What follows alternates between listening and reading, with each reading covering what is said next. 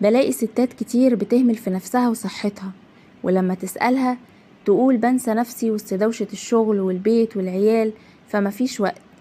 أو ست تانية تقول الفلوس اللي أصرفها على نفسي عيالي أولى بيها.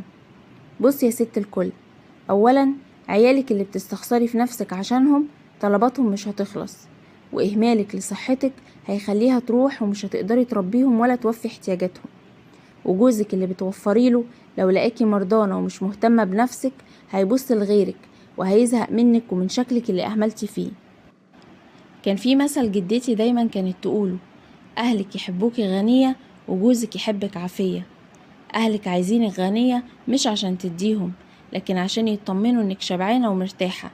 وجوزك يحبك عافية عشان تقدري تربي أولاده وتهتمي بيه. عشان كده جاية أقولك الحقيقة، لو هتفضلي عايشة طول الوقت عشانهم وتنسي نفسك يبقى بتقضي على روحك بإيدك، وساعتها هتخسري كل حاجة.